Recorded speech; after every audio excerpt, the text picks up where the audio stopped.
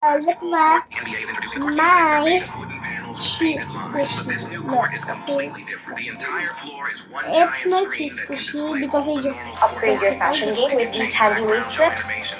Available in silver, gray, gold, and rose gold, these clips are perfect for any outfit. Add them to your cart today.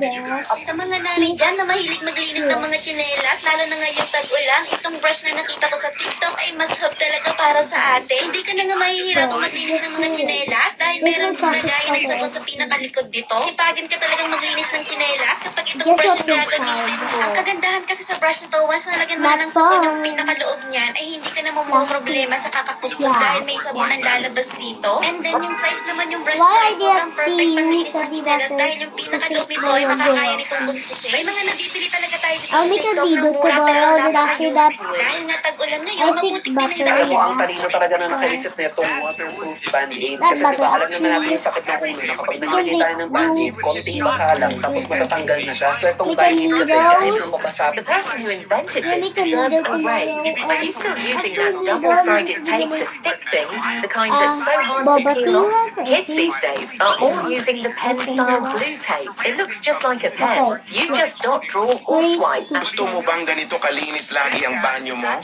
Kailangan muna nga bumili nitong floor brush scrub with long handle dahil napakadali na lang ng paglilinis ng inyong Okay, CR. bye Zoe!